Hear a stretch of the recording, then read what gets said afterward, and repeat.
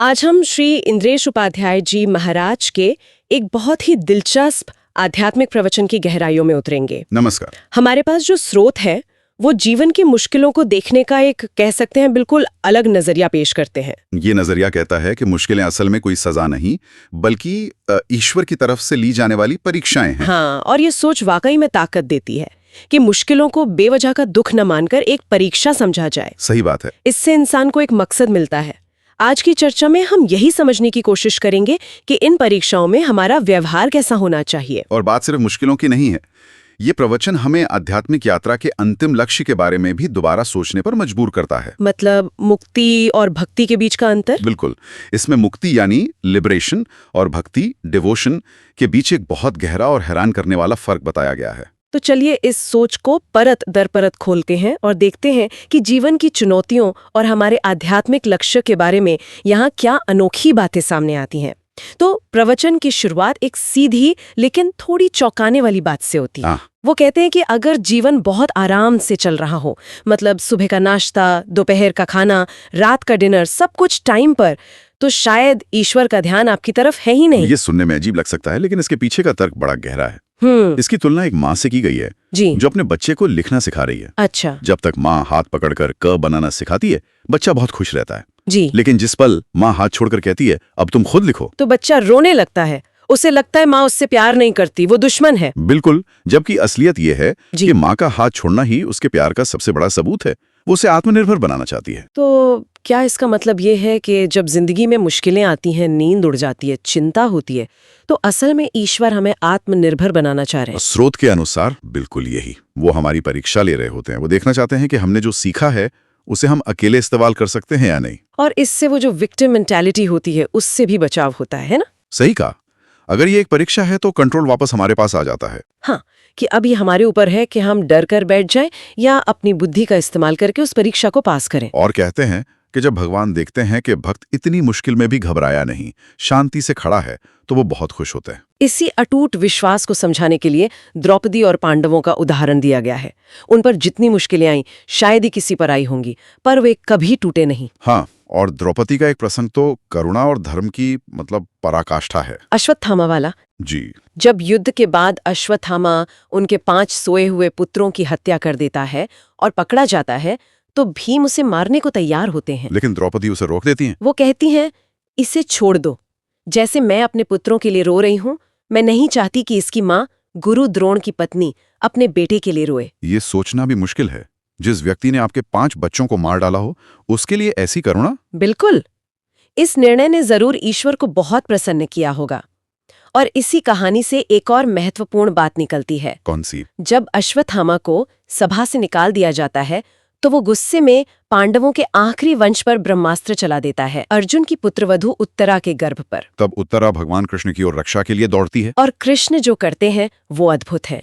वो अंगूठे जितना छोटा रूप धारण करके गर्भ में प्रवेश करते हैं और उस ब्रह्मास्त्र से बालक की रक्षा करते हैं। अब सवाल ये उठता है, मुझे तो लगा था कि भगवान ने उसे इसलिए बचाया होगा क्योंकि वो पांडवों का आखिरी वंशज था, राजपाट को आगे बढ़ाने के लिए। हाँ, ये एक तार्किक सोच है, पर सोच कुछ और ही कहता है ना। हाँ, स्रोत एक ज्यादा गहरा आध्यात्मिक कारण बताता है।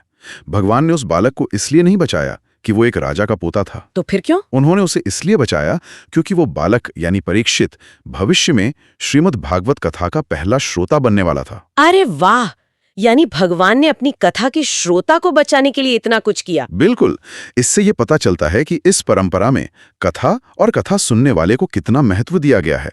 उनकी रक्षा के लिए वो गर्भ में भी प्रवेश कर जाते हैं। ये कथाएं तो महाभारत काल की हैं, लेकिन प्रवचन में एक ऐसा विषय भी है जो हर इंसान के जीवन से जुड़ा है, माँ के गर्भ का कष्ट।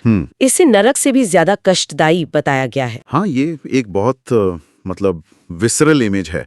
स्रोत बताते हैं कि गर्भ में जीव 9 महीने तक एक बहुत ही संकरी जगह में मल मूत्र के बीच उल्टा लटकता है और उसकी त्वचा बहुत कोमल होती है, पेट के कीड़े उसे काटते हैं, जिससे असहनीय पीड़ा होती है। उस भयंकर पीड़ा में जीव भगवान से एक ही प्रार्थना करता है, एक वादा करता है, मुझे यहाँ से बाहर निकालो, मैं बाहर निकलकर सिर्फ तुम्हारा भजन करूंगा। हाँ, एक ऐसा वादा जो बहुत डेस्परेशन में किया गया हो। और जैसे ही वो इस दुनिया में आता है, जन्म की पीड़ा सहता है, वो अपना वादा भूल जाता है। वो रिश्तों के जाल में फंस जाता है। ये बुआ हैं, ये फूफा हैं, ये चाचा चाची हैं, और उसी में खो जाता है। तो क्या हमारे कर्म जैसे छल कपट, धोखा देना, ये सब हमें वापस उसी गर्भ के चक्र में धकेलते? स्रोत के अनुसार यही होता है।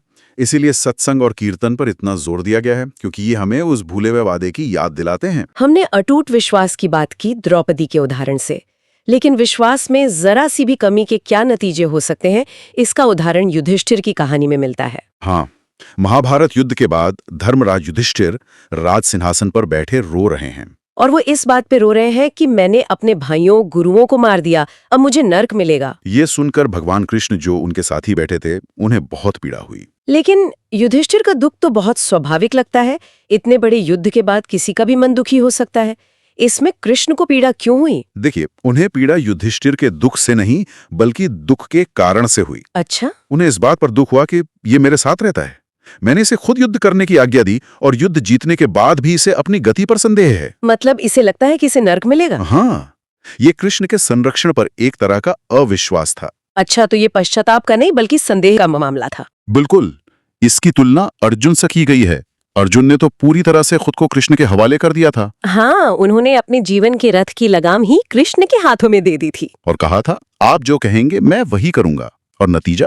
18 दिन के भीषण युद्ध में जब भीष्म, द्रोण, कर्ण जैसे महारथियों का एक ही निशाना अर्जुन थे, तब भी अर्जुन को ये खरोंच तक नहीं आई। तो संदेश ये है कि एक बार जब आप ईश्वर या गुरु का आश्रय ले लेते हैं, तो फिर मन में अगर मगर नहीं होना चाहिए। विश्वास पक्का होना चाहिए कि अब जो भी होगा अच्छा ही होगा। सही कहा। युधिष्ठिर का रोना भगवान को इसलिए अच्छा नहीं लगा क्योंकि उसमें विश्वास की थोड़ी कमी झलक रही थी। तो हमने अर्जुन के पूर्ण समर्पण को देखा। अब उसी युद्ध के एक और महान योद्धा को देखते हैं, भीष्म पितामह। भीष्म पितामह जो बाणों की शैया पर लेटे अपनी मृत्यु की प्रतीक्षा कर रहे थे, और उन्हें इच्छा मृत्यु का वरदान था, यानी वे जब तक न चाहें उनकी मृत्यु नहीं हो सकती थी। और प्रवचन में एक बहुत ही दिलचस्प बात कही गई है कि ये इच्छा मृत्यु का वरदान असल में हर इंसान को मिला हुआ है। हाँ, पर हम कभी इस बारे में सोचते ही नहीं। हम बस एक अच्छी जिंदगी की इच्छा करते रहते हैं, अच्छी मृत्यु की नहीं। बिल्कुल। प्रवचन का इशारा यही है कि मृत्यु जीवन का अंत नहीं, बल्कि एक बहुत महत्वपूर्ण घटना है जिसकी तैयारी की जा सकती है। भीष्म ने तो अपनी मृत्यु को एक समारोह बना दिया था, जिसमें स्वयं भगवान को आना पड़ा। इसमें एक मजेदार उदाहरण भी दिया गया आज के जमाने का। हाँ, एक युवक से पूछा गया कि वो कैसी मृत्यु चाहता है, तो उसने इच्छा जताई कि उसकी मृत्यु दुबई के एक बड़े बंगले में हो, उसके पास कई गाड़ियां और पत्नियां हों, और वो मनपसंद खाना खाकर मरे। ये तो आज के जमाने की इच्छा मृत्यु हो गई। हाँ, सोशल मीडिया पर पोस्ट करने लायक मौत, #goodbye-world from my Dubai villa,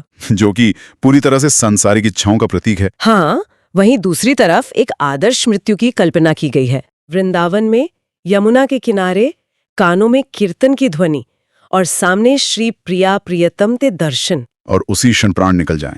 और भीष्म पितामह ने अपनी इच्छा मृत्यु को बिल्कुल इसी तरह सार्थक किया। उन्होंने शरीर तब तक नहीं त्यागा जब तक भगवान कृष्ण खुद चलकर उनके सामने नहीं आ गए। और जब कृष्ण आए तो वो चंचलता से इधर-उधर देख रहे थे। तब भीष्म ने उन्हें एक भक्त के अधिकार से डांटा, अरे मेरे सामने स्थिर होकर खड़े रहो और मुस्कुराओ, जब तक मेरे प्राण न निकले पलक भी मत झपकना। ये भक्त और भगवान के बीच के प्रेम का अद्भुत रिश्ता है।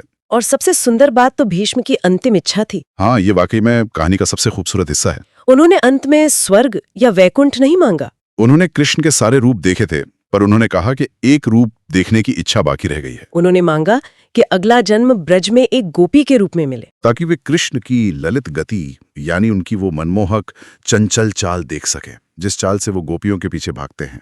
वो सुख को पाना चाहते थे। अंत भला तो सब भला। हाँ, उन्होंने मुक्ति नहीं मांगी, उन्होंने भक्ति मांगी। उन्होंने खेल का अंत नहीं चाहा, बल्कि खेल का हिस्सा बने रहना चाहा। और यही बात हमें सीधे कहानी के अगले हिस्से पर ले आती है। अब कहानी वापस राजा परीक्षित पर आती है, जिनकी रक्षा भगवान ने गर्भ में की थी। पितामह भीष्म के प्राण त्यागने के कई साल बाद परीक्षित राजा बनते हैं, और एक दिन अनजाने में एक संत का अपमान करने के कारण उन्हें श्राप मिलता है कि उनकी मृत्यु 7 दिन में तक्षक नाग के काटने से होगी। कोई भी साधारण इंसान ये सुनकर डर जाता, लेकिन परीक्षित विचलित नहीं हुए। उन्होंने इसे एक अवसर के रूप में देखा। वो सोचने लगे, दुनिया में किसी को नहीं पता कि उसकी मृत्यु कब होगी, पर मुझे पता है कि मेरे पास ठीक 7 दिन है। वो तुरंत अपना राजपाट बेटे को सौंपकर गंगा किनारे चले जाते हैं, जहां उनकी मुलाकात सुखदेव जी महाराज से होती है। और वहां पहुंचकर वे सुखदेव जी से पहला प्रश्न पूछते हैं। महाराज, जो व्यक्ति जल्द ही मरने वाला हो, उसकी मुक्ति का उपाय क्या है? ये तो एक बहुत ही वाजिब सवाल है। बिल्कुल, कोई भी यही पूछता, लेकिन सुखदेव जी का जवाब हैरान करने वाला था। क्या कहा उन्होंने? उन्होंने कहा, राजन, तुम्हारा प्रश्न संसार के कल्याण के लिए तो बहुत अच्छा है, पर तुम्हारे लिए बिल्कुल अच्छा नहीं है। अरे, परीक्षित चौंक गए होंगे। उन्होंने कहा, श्राप मुझे लगा है, मृत्यु मेरी होने वाली है, तो मैं अपने लिए नहीं तो और किसके लिए पूछूंगा? जब मैंने ये हिस्सा पढ़ा है कि परीक्षित मुक्ति नहीं मांग सकते, तो मैं सच में चौंक गई। ये तो पूरी सोच को ही पलट देता है। इसका क्या मतलब हुआ?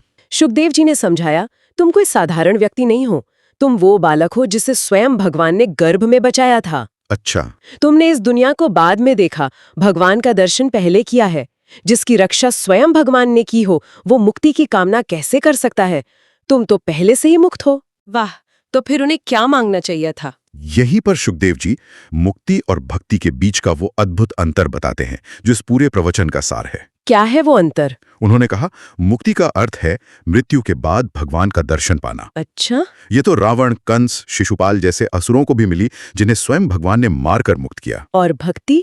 और भक्ति का अर्थ है जीते जी भगवान का दर्शन पाना। तो क्या इसका मतलब ये है कि भक्ति मुक्ति से ऊंचा लक्ष्य है?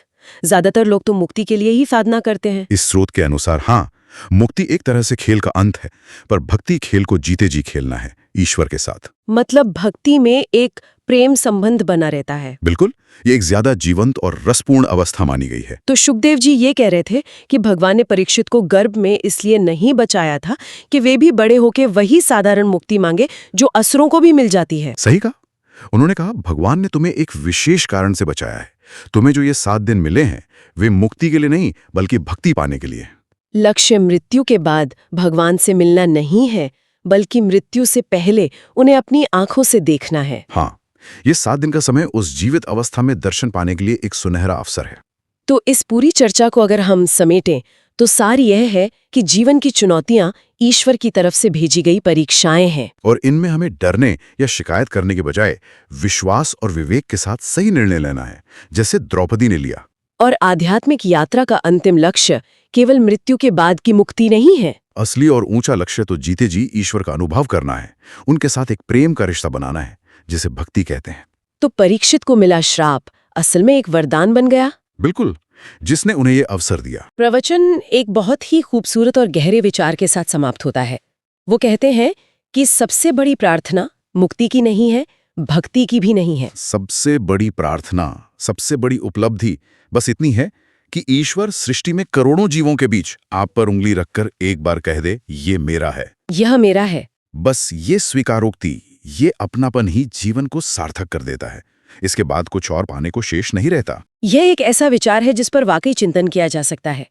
क्या है वो कर्म, क्या है वो भाव जिससे कोई इंसान ईश्वर की इस स्वीकारोक्ति का पात्र बन सकता है? शायद इसका जवाब हर किसी को अपने भीतर ही खोजना हो।